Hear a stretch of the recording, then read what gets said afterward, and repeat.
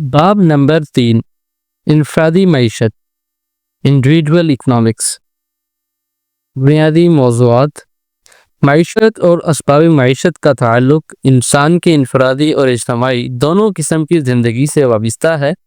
اور چونکہ جماعت جسم کی حیثیت رکھتی ہے اور فرد اس جسم کے ایک عضو کی، اس لیے اجتماعی اور انفرادی شعبہ حیات کے مابین لازم و ملزوم کا رشتہ قائم ہے، اور ایک کا اثر دوسرے پر پڑنا ناگزیر ہے۔ تاہم دونوں شعبوں کی تفصیلات جدا جدا قابل بحث ہیں، اور ان میں سے قدرتی ترتیب کے لحاظ سے پہلا نمبر انفرادی معیشت کو زیر بحث لانے کا ہے۔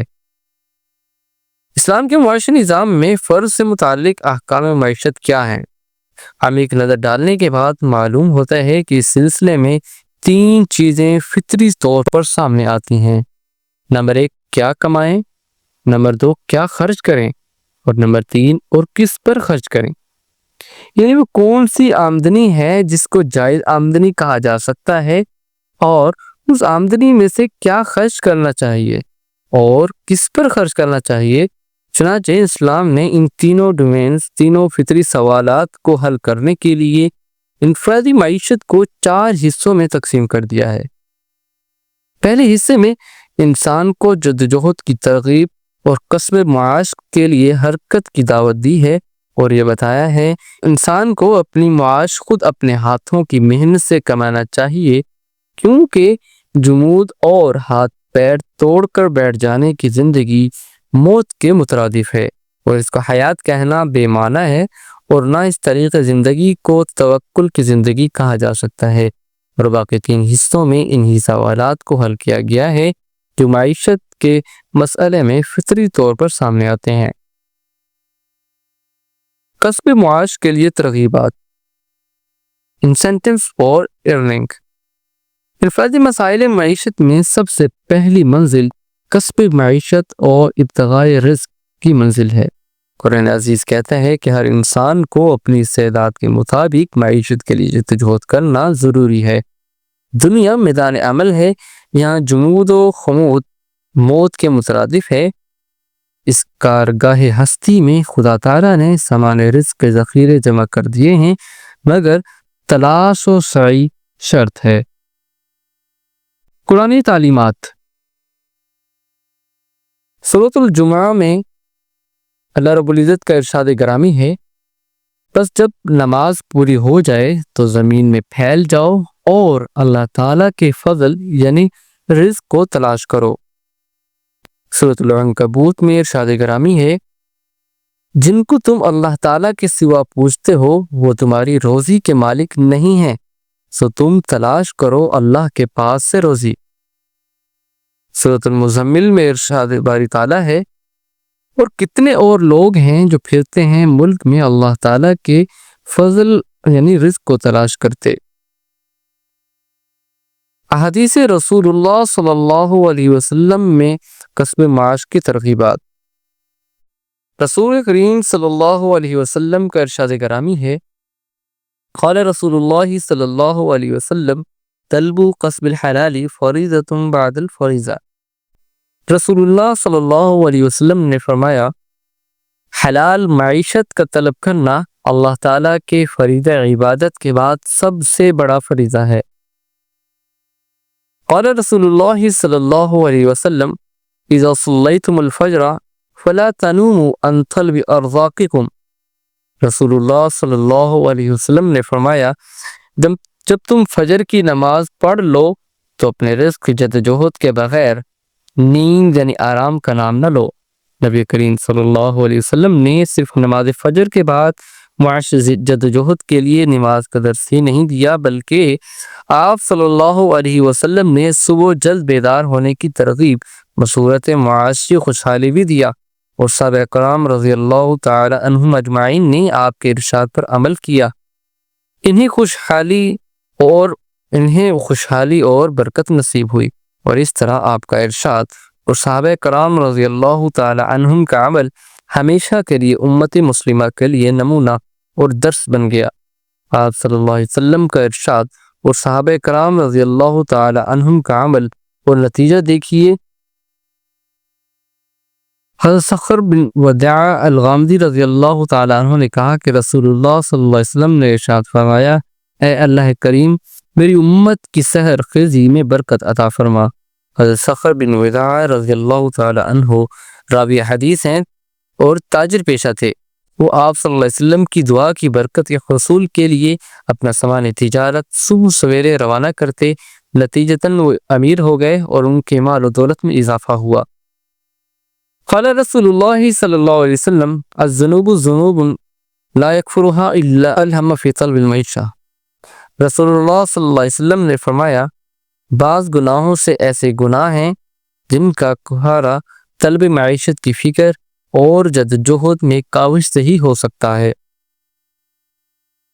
حضرت عمر بن الخطاب رضی اللہ تعالی عنہ کے اقوال طلب کسب معیشت کے حوالے سے۔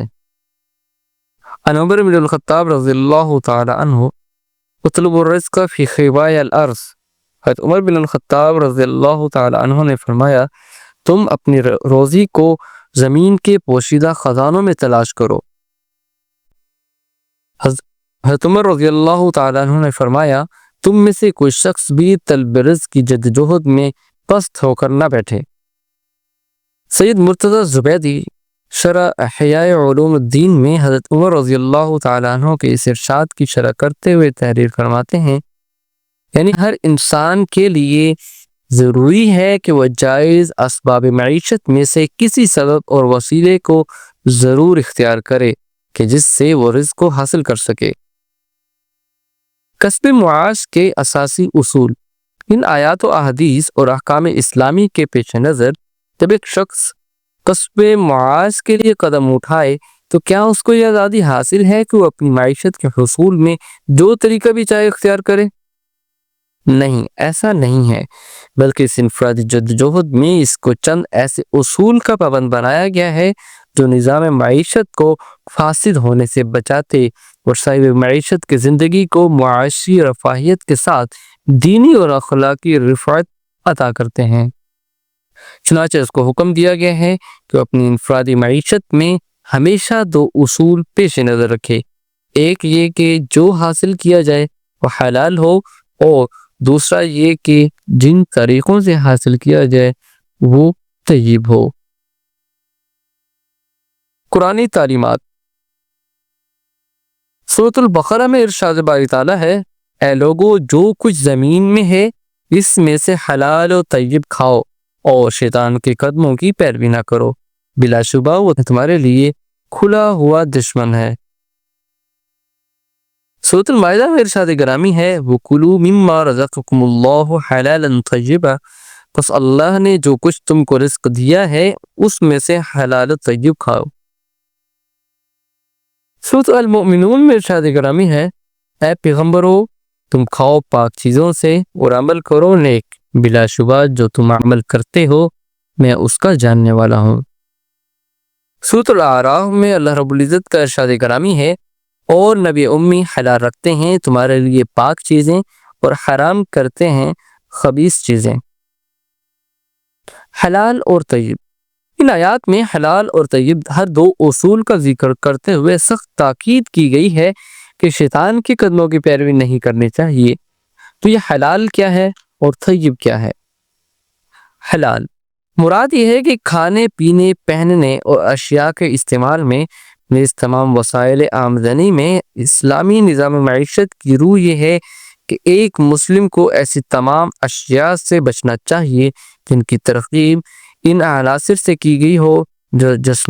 جسمانی امراض کا مبدا بننے اور اس کو فاسد کرنے میں پوائزن کا کام کرتے ہوں،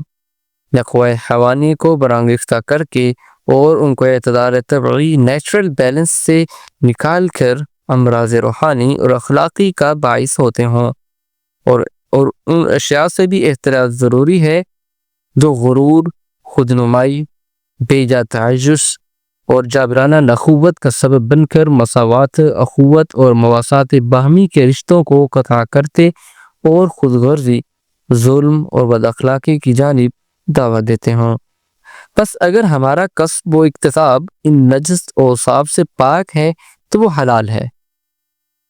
طیب۔ اسی طرح یہ بھی ضروری ہے کہ جو شے اپنی معیشت کے لیے حاصل کی گئی ہے وہ اپنی ذات میں بھی اور حصول کے طریقوں میں بھی نفس کو پاک رکھتی اور خبائث سے نفس سے بچاتی ہو، اس سے دوسرے افراد امت کے لیے معاشی تنگی نہ پیدا ہوتی ہو اور ظلم و سرکشی اور معاشی دستبرد کے وہ جراثیم نہ پھیلتے ہوں کہ جن سے مذموم سرمایہ داری فروغ پاتی اور عام انسانی دنیا کو فلاکت و مسکنت کے کار ہلاکت میں ڈال دیتی ہو۔ پس اگر آمدنی اور وسائل آمدنی میں ان امور کا پورا لحاظ رکھا گیا ہے تو اس کو اسلامی نقطہ نظر سے طیب کہا جاتا ہے۔ علامہ رشید رضا رحمہ اللہ کی رائے میں طیب، چنانچہ سلف و خلف نے حلالاً طیبہ میں طیب کی جو تفسیریں کی ہیں، علامہ رشید رضا نے تفسیر المنار میں ان کا یہ قدر مشترک نکالا ہے۔ وہ کہتے ہیں طیب سے مراد وہ اشیاء ہیں جن کے ساتھ غیر کا حق متعلق نہ ہو، اس لیے کہ نص قرآنی نے جن اشیاء کو حرام کیا ہے ان کی حرمت تو ذاتی ہے اور اس لیے مضر کے علاوہ کسی حالت میں کسی کے لیے ان کا استعمال درست نہیں، اور ان کے علاوہ جن اشیاء کی حرمت اس شے کی حقیقت اور ذات میں نہیں پائی جاتی بلکہ باہر کے اسباب سے حرمت آتی ہو، ان کی ممانعت طیب کہہ کر دی گئی۔ بس جو شے ناحق لی گئی اور صحیح طریقے کار سے حاصل نہیں کی گئی بلکہ ربا، رشوت، جوا، ظلم، غصب، دھوکہ دہی، خیانت اور چوری جیسے ناپاک ذرائع سے حاصل کی گئی ہے وہ بھی حرام ہے، اس لیے کہ طیب نہیں ہے۔ بس ہر خبیث شے حرام ہے، خواہ وہ خبث باہر کے اسباب و ذرائع سے اس میں آیا ہو اور خواہ اس کے اندر موجود ہو، جیسے کہ کھانے پینے کی چیزوں میں سڑ کر بو آنا اور امراض جسمانی کا سبب بننا۔ حرام کمائی اور خرچ کی تفصیل۔ قرآن عزیز اور احادیث نبوی صلی اللہ علیہ وسلم نے حلال اور طیب کے خلاف حرام کی بعض اصناف بھی تفصیل کے ساتھ شمار کرائی ہیں اور بعض کو صرف اصولی طور پر بیان کیا ہے۔ قرآنی ہدایات۔ سورۃ المائدہ میں اللہ رب العزت کا ارشاد گرامی ہے، تم پر حرام کر دیا گیا مردار، خون، خنزیر کا گوشت اور وہ جانور جس پر اللہ تعالیٰ کے سوا کسی اور کا نام لیا گیا ہو، یعنی اللہ تعالیٰ کے سوا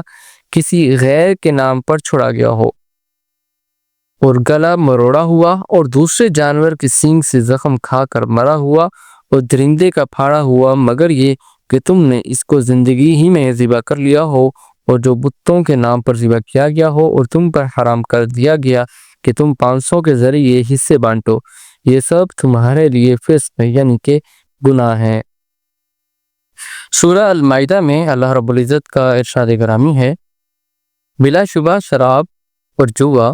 اور بت اور پان سے ناپاکی ہیں، کار شیطان سے ہیں، بس ان سے بچو تاکہ تم فلاح پاؤ۔ احادیث رسول اللہ صلی اللہ علیہ وسلم۔ نبی اکرم صلی اللہ علیہ وسلم نے مردوں کو منع فرمایا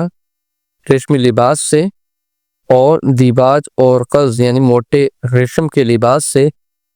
اور ریشمی گدوں پر بیٹھنے سے اور ارغوانی رنگ سے۔ رسول اللہ صلی اللہ علیہ وسلم کا ارشاد گرامی ہے، جس شخص نے دنیا میں فخر و غرور کا لباس پہنا اللہ تعالیٰ اس کو قیامت میں ذلت کا لباس پہنائیں گے۔ نبی اکرم صلی اللہ علیہ وسلم کا ارشاد گرامی ہے، تم مسلمانوں یعنی مردوں اور عورتوں کو جائز نہیں ہے کہ سونے اور چاندی کے برتنوں کا استعمال کرو۔ حضرت حذیفہ رضی اللہ تعالی عنہ فرماتے ہیں، ہم کو نبی اکرم صلی اللہ علیہ وسلم نے منع فرمایا کہ ہم سونے اور چاندی کے برتن میں پئیں یا کھائیں، اور منع فرمایا ریشم اور دیباج پہننے اور اس کے بچھونوں پر بیٹھنے سے۔ جس انسان کا گوشت پوش ظلم اور سود سے بنا ہے تو اس جسم کے لیے جہنم کی آگ زیادہ بہتر ہے۔ بہرحال کسب معاش میں اسلامی نظام معیشت یہ ضروری قرار دیتا ہے کہ حاصل کردہ شے حلال ہو، حرام نہ ہو، اور طیب ہو، خبیث نہ ہو، اور حلال و طیب اور حرام و خبیث کے معنی و مفہوم کی توضیح و تشریح بھی بیان کر دی گئی تاکہ ان اصول کے سمجھنے اور پیش نظر رکھنے میں کسی قسم کی دقت اور گنجلک پیدا نہ ہو۔ پس اگر ایک شخص ان تمام اساسی امور کا لحاظ رکھتے ہوئے اپنی معاشی زندگی میں جدوجہد کر کے وسائل معاش تہم پہنچاتا ہے تو بلا شبہ اسلامی نظام معیشت میں اس کی یہ کمائی معیشت صالحہ کے نام سے موسوم ہے۔ مصارف کے بنیادی اصول، بیسک پرنسپل آف کنسپشن،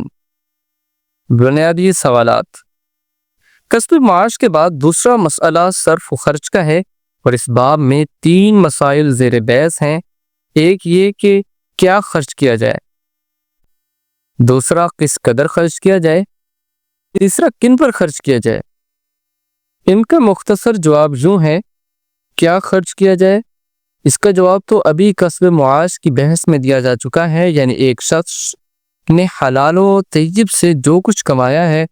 وہی اس کا سرمایہ معیشت ہے اور وہی اس قابل ہے کہ زندگی کی نشو و نما میں کام آئے۔ کس قدر خرچ کیا جائے اور اس دوسرے سوال کا جواب قرآن عزیز نے جو کچھ دیا ہے وہ 2 حصوں پر تقسیم ہے۔ ایک کا تعلق انفرادی زندگی سے ہے اور اس کے متعلق ارشاد ہے، فرد کے لیے تعلیمات۔ نمبر 1، کھاؤ اور پیو اور اعتدال سے تجاوز نہ کرو۔ نمبر 2، بے شبہ اخراجات میں حد سے تجاوز کرنے والے شیطانوں کے بھائی یعنی ہم پلہ ہیں۔ خرچ میں اسراف و تبذیر نہ ہو۔ ان ہر 2 آیات میں اپنی جائز اور حلال کمائی کے صرف کرنے کو 2 شرطوں کے ساتھ مشروط کیا گیا ہے، ایک یہ کہ اسراف نہ ہو اور دوسرا یہ کہ تبذیر نہ ہو۔ علامہ ماوردی اسراف اور تبذیر کے باہمی فرق پر بحث کرتے ہوئے فرماتے ہیں، کمیت یعنی مقدار خرچ میں حد سے تجاوز کرنا اسراف ہے اور یہ ثبوت ہے ان عائد شدہ حقوق کے مقدار سے جہالت کا جو اس کے ذمہ ہے، اور کیفیت یعنی مواقع صرف و خرچ میں حد سے تجاوز کرنے کا نام تبذیر ہے، اور یہ شہادت ہے ان مواقع صرف سے نادان بننے کی جو صحیح اور حق مواقع ہیں۔ اور علامہ شبیر احمد عثمانی فوائد القرآن میں تبذیر کی تفسیر کرتے ہوئے تحریر فرماتے ہیں، اور خدا کا دیا ہوا مال فضول بے موقع مت اڑاؤ۔ فضول خرچی یہ ہے کہ معاشی اور لغویات میں خرچ کیا جائے یا مباحات میں بے سوچے سمجھے اتنا خرچ کر دیا جائے جو آگے چل کر تفویت حق یعنی حقوق کا پورا نہ کرنا اور ارتکاب حرام کا سبب بنے۔ اور صاحب روح المعانی آیت کلوا من طیبات ما رزقناکم ولا تطغوا فیہ کی تفسیر میں ارشاد فرماتے ہیں، ولا تطغوا فیہ سے مراد یہ ہے کہ اللہ تعالیٰ نے تم کو جو رزق عطا فرمایا ہے اس میں سرکشی نہ کرو، یعنی ناشکری نہ کرو، اور مال کو اسراف، غرور و خدا کے احکام کی خلاف ورزی اور حقوق واجبہ کے تلف کا ذریعہ نہ بناؤ۔ خرچ میں میانہ روی اختیار کی جائے۔ الحاصل صرف و خرچ میں اسراف اور تبذیر معیشت فاسدہ کی علامات ہیں، اس لیے اقتصاد اور میانہ روی اختیار کرنا ضروری ہے۔ مثلا عام حالات میں یہ ہرگز نہیں ہونا چاہیے کہ خرچ آمدنی سے بڑھ جائے اور پھر حاجت کے وقت دوسروں کے سامنے ہاتھ پھیلانا پڑے، بلکہ حتی الامکان اس کی سعی کرنے چاہیے کہ ان تمام اجتماعی حقوق کے ادا کے ساتھ ساتھ جو غنی ہونے کی صورت میں اللہ تعالیٰ نے اس پر عائد کیے ہیں، اپنی اور اپنے اہل و عیال کی حاجات و ضروریات کے لیے کچھ پس انداز ہو۔ نیز یہ بھی نہیں ہونا چاہیے کہ بخل اور تقتیر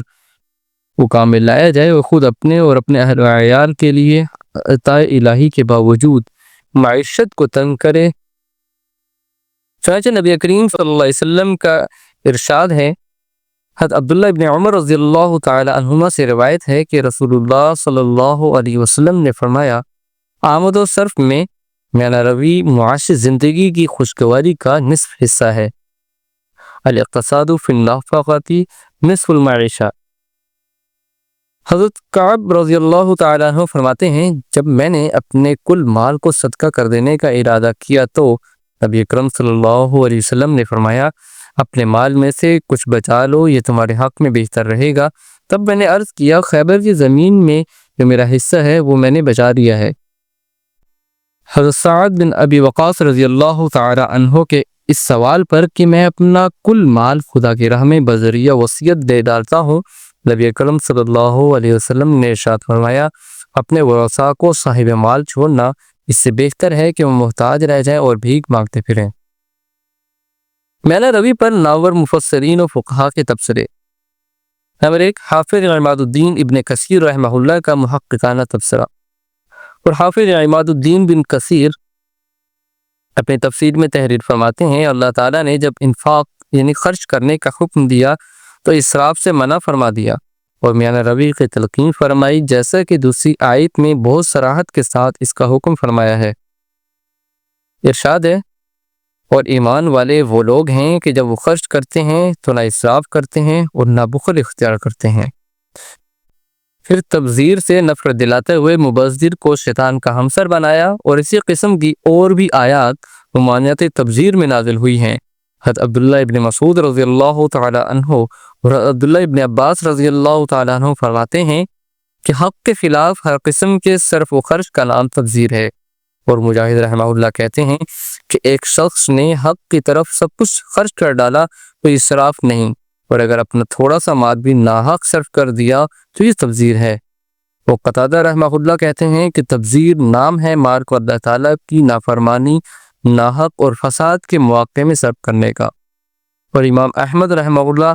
بروایت ہاشم حضرت انس بن مالک رضی اللہ تعالی عنہ سے روایت کرتے ہیں کہ انہوں نے فرمایا، رسول اللہ صلی اللہ علیہ وسلم کی خدمت اقدس میں بنی تمیم کا ایک شخص حاضر ہوا اور عرض کیا کہ میں بہت مالدار ہوں اور میرے اہل و عیال بھی ہیں اور مہمانداری بھی خاصی ہوتی رہتی ہے، تو آپ مجھے یہ بتائیے کہ میں کس طرح خرچ کروں اور اس معاملے میں کیا کروں؟ رسول اللہ صلی اللہ علیہ وسلم نے فرمایا، اپنے مال سے پہلے زکوٰۃ نکال اگر وہ زکوٰۃ کی مقدار کو پہنچتا ہے، اس لیے کہ زکوٰۃ مال کو خباثت سے پاک کر دیتی ہے۔ پھر اقربا کے ساتھ مالی صلہ رحمی کر، اور سائل، پردیسی اور مسکین کے حقوق کی نگہداشت کر۔ اس شخص نے عرض کیا، یا رسول اللہ، اس تمام تفاصیل کو جامع اور مختصر الفاظ میں فرما دیجئے کہ میں اس کو دستور زندگی بنا لوں۔ تب آپ صلی اللہ علیہ وسلم نے یہ آیت پڑھ کر سنا دی، پس ادا کرو قرابت والوں کو ان کا حق، اور مساکین کا اور مسافر کا، اور ناحق ہرگز خرچ نہ کرو۔ سائل نے یہ سن کر عرض کیا کہ بس یہ میرے لیے کافی ہے۔ نمبر 2، امام فخر الدین رازی رحمہ اللہ کا تبصرہ۔ اور امام رازی آیت والذین اذا انفقوا لم یسرفوا ولم یقتروا وکان بین ذلک قواما کی تفسیر میں ارشاد فرماتے ہیں، اسراف اور تقتیر کے متعلق مفسرین نے مختلف وجوہ بیان کی ہیں۔ ان میں سے قوی تر یہ ہے کہ اللہ تعالیٰ نے اپنے نیک بندوں کا یہ وصف بیان کیا ہے کہ وہ معیشت کے معاملے میں میانہ روی اختیار کرتے ہیں، نہ بے جا غلو کرتے ہیں، نہ بے محل بخل برتتے ہیں۔ اسی لیے قرآن عزیز میں دوسری جگہ نبی اکرم صلی اللہ علیہ وسلم کو اس طرح مخاطب کیا گیا ہے، اور اپنے ہاتھ کو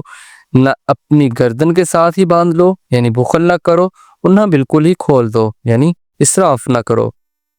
اور آیت وَكَانَ بَيْنَ ذَلِكَ قَوَامًا میں قوامہ سے اعتدال اور درمیانی راہ مراد ہے، یعنی میانہ روی ان کا شعار ہے۔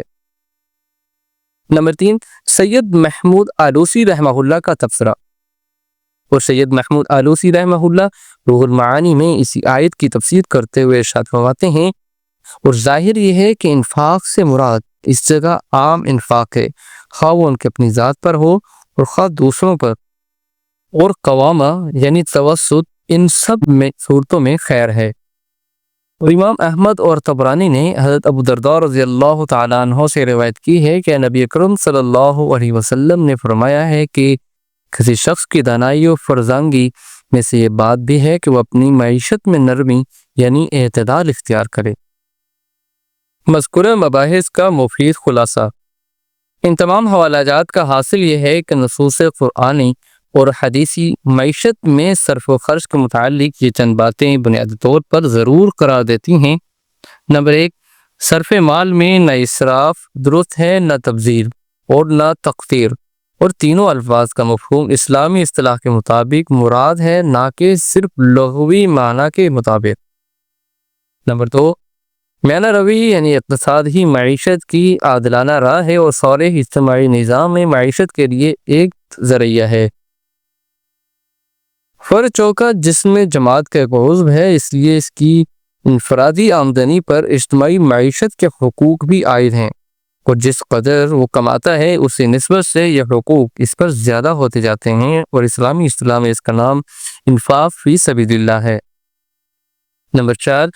انفرادی معیشت میں اپنے اور اپنے اہل و عیال کی قوت لا یموت اور ستر عورت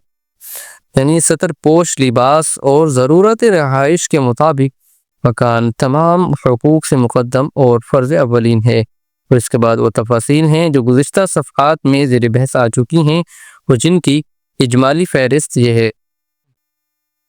نمبر 1، اگر وہ صاحب نصاب ہے تو سب سے پہلے صدقات واجبہ یعنی زکوٰۃ وغیرہ کا ادا کرنا اس کے ذمہ فرض ہے، وہ اس صورت میں اجتماعی حق انفرادی حق پر مقدم ہے۔ نمبر 2، صدقات واجبہ کی ادا کے باوجود انفرادی مال پر کچھ اور بھی اجتماعی حقوق عائد ہیں، اسی لیے عبداللہ بن عمر رضی اللہ تعالی عنہما کا ارشاد ہے، وفی المال حق سوی الزکوٰۃ، اور مال میں فرض زکوٰۃ کے علاوہ بھی فقراء اور اسلامی ریاست کا حق ہے۔ مثلاً اگر بیت المال کا خزانہ ہر شخص کی انفرادی معیشت کے لیے پورا نہ ہو سکے تو خلیفہ بجبر اہل دولت سے مال حاصل کر کے اس کی کمی کو پورا کر سکتا ہے، اگرچہ وہ ارباب دولت صدقات واجبہ کی ادا سے سبکدوش ہو چکے ہوں۔ نمبر 3، عام انسانی حالات میں صدقات نافلہ یعنی حقوق ثانوی سیکنڈری رائٹس ایسی حالت میں ادا کیے جائیں کہ وہ اپنے اور اہل و عیال کے لیے مال کا ایک حصہ محفوظ رہے تاکہ وہ مفلس و خلاش ہو کر نہ رہ جائے۔ اس کی تعبیر یوں بھی کی جا سکتی ہے کہ اس کو مستقبل کے لیے اپنے اور اہل و عیال کے لیے کچھ پس انداز رکھنا مناسب ہے۔ چنانچہ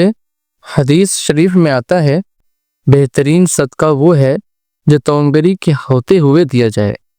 اسی جانب اشارہ کیا گیا ہے۔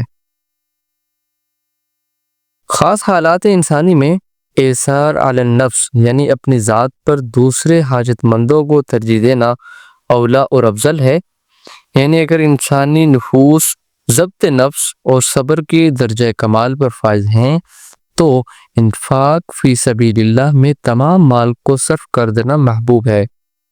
چنانچہ آیت مبارکہ میں ارشاد گرامی ہے سورۃ الحشر کے اندر، اور وہ سچے مومن ایسے ہیں کہ اپنی ذات پر دوسروں کی ضروریاتی کفالت کو ترجیح دیتے ہیں، اگرچہ خود ان پر افلاس طاری ہو۔ ان کو اگر ذاتی حاجت بھی ہوتی تب بھی وہ صحابہ رضوان اللہ علیہم اجمعین دوسروں کو خود پر ترجیح دیتے، اور حدیث ابو ذر غفاری رضی اللہ تعالی عنہ، سب سے بہترین صدقہ اس شخص کا ہے جو قلیل المال ہو کر مال کو خدا کی راہ میں خرچ کر ڈالتا ہے، اور صدیق اکبر رضی اللہ تعالی عنہ کا ایک موقع پر تمام مال کو خدا کی راہ میں پیش اسی مسئلے کی جانب رہنمائی کرتے ہیں۔ اور اگر اس شرح کے دائرے کو زیادہ تنگ کرنا ہو تو یوں کہا جا سکتا ہے کہ انفرادی معیشت میں اقتصاد یعنی میانہ روی مطلوب ہے، اور اقتناز یعنی اجتماعی حقوق کو نظر انداز کر کے دولت کو خزانہ کرنا، اور احتکار یعنی ناجائز وسائل معیشت سے مال اکٹھا کرنا حرام اور مردود ہے، اور انفرادی دولت جماعتی دولت کے لیے ایک ذریعہ ہے نہ کہ اس کے لیے سنگ راہ۔ کتنا خرچ کیا جائے کا دوسرا حصہ اجتماعی معیشت کے لیے تعلیمات، صرف مال اور اجتماعی معیشت۔ صرف مال کا دوسرا حصہ اجتماعی معیشت سے متعلق ہے،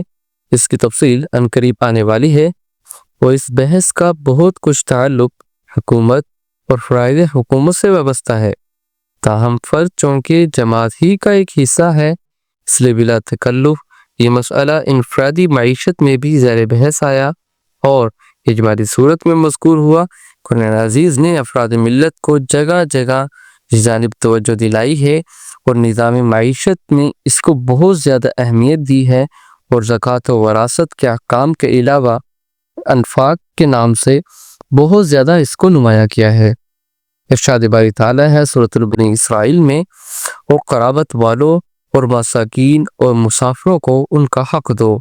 سورۃ الانعام میں ارشاد باری تعالیٰ ہے وہ کھیتی کٹنے کے وقت اس کا حق ادا کرو۔ امام شعبی رحمہ اللہ کہتے ہیں کہ یہ حق زکوٰۃ مفروضہ یعنی عشر کے علاوہ ہے۔ سورۃ البقرہ کے اندر ارشاد باری تعالیٰ ہے اے محمد صلی اللہ علیہ وسلم وہ آپ سے پوچھتے ہیں کہ کیا خرچ کریں، کہہ دیجئے کہ حاجت سے زائد مال۔ سورۃ البقرہ کے اندر ارشاد باری تعالیٰ ہے وہ آپ سے سوال کرتے ہیں کہ کیا خرچ کریں، کہہ دیجئے کہ مال میں سے جو کچھ بھی خرچ کرو بس والدین کے لیے ہو اور قرابت والوں کے لیے اور یتیموں کے لیے اور مسکینوں کے لیے اور مسافروں کے لیے، اور جو نیکی بھی تم کرو بلا شبہ اللہ جاننے والا اور خبردار ہے۔ عفو اور رأس المال۔ نمبر 1، دونوں مختلف نوعیت کے مال ہیں اور ان میں واضح فرق کے چند دلائل ہیں۔ مثلا پہلی آیت میں عفو کے معنی بعض معاصر اہل علم نے یہ لیے ہیں کہ رأس المال یعنی کہ کیپٹل خرچ نہ کرو بلکہ اس کا منافع خرچ کرو، مگر یہ معنی کسی طرح صحیح نہیں ہے، اس لیے کہ یہاں سوال میں اس خرچ کا ذکر ہے جو انفاق فی سبیل اللہ سے تعلق رکھتا ہے، اور دوسری آیت میں مقدار خرچ بتانے کی بجائے کن پر خرچ کیا جائے اس کی تفصیل دی گئی ہے۔ بس یہ دونوں آیات یہی رہنمائی کرتی ہیں کہ جہاں نہ سوال کا منشا ہے کہ جو معاصر موصوف نے سمجھا ہے اور نہ جواب سے یہ منشا مستنبط ہوتا ہے، بلکہ اس کا صاف اور سادہ مطلب یہ ہے کہ سائل پوچھتا ہے کہ ہم کو انفاق فی سبیل اللہ کی جو ترغیب دی جا رہی ہے تو اس سلسلے میں کس قدر خرچ کریں۔ جواب دیا جاتا ہے کہ ضروری حاجات سے زائد اگر ہے تو اس پر انفاق کا مطالبہ کیا جاتا ہے، اور دوسری آیت میں اسی سوال کا ذکر کرتے ہوئے یہ تعلیم دی گئی کہ بار بار خرچ کی نوعیت کا سوال غیر ضروری ہے، کیونکہ تم کو ابھی بتایا جا چکا ہے کہ اب سوال یہ کرنا چاہیے کہ کن پر خرچ کریں، اور اس کا جواب یہ ہے کہ والدین، اقربا، مساکین وغیرہ پر خرچ کرو۔ نمبر 2، جمہور مفسرین کا یہی مسلک ہے، پس معاصر موصوف نے جو معنی بیان فرمائے ہیں وہ نہ منصوص اور منطوق ہیں اور نہ مستنبط و مستخرج، کیونکہ جہاں اس کے استنباط کی گنجائش ہی نہیں ہے اور کیسے ہو سکتی ہے جبکہ نبی کریم صلی اللہ علیہ وسلم، خلفائے راشدین رضوان اللہ علیہم اجمعین اور جلیل القدر صحابہ رضی اللہ تعالی عنہم کی ہماری زندگی اس کے خلاف نظر آتی ہے اور اس حکم کے قطعاً پابند نظر نہیں آتے، بلکہ بڑے بڑے متمول صحابہ رضی اللہ تعالی عنہم کے مصارف کا معمول اس تحدید کے دائر سے خارج ثابت ہوتا ہے کہ وہ رأس المال کو محفوظ رکھتے اور صرف اس کے نفع ہی پر مصارف کا بار ڈالتے ہوں۔ البتہ بعض وہ صحابہ رضی اللہ تعالی عنہم اور تابعین رحمہم اللہ تعالی جو تجارت پیشہ تھے، ان کا یہ معمول اسی طرح رہا ہوگا جس طرح دوسرے تاجروں کا رہتا ہے، یعنی ان کا یہ عمل تجارت کے طبیعی اصول کے مطابق ہوگا، نہ اس لیے کہ وہ قرآن عزیز کی زیر بحث آیت کے معنی یہ سمجھتے اور اس کو منصوص یا مستنبط حکم کی حیثیت میں یقین رکھتے ہوں۔ نمبر 3، علاوہ ازیں رأس المال کو محفوظ رکھتے ہوئے صرف نفع پر مصارف کا ڈوار ڈالنا اگرچہ اقتصاد کی ایک بہتر عملی شکل ہے،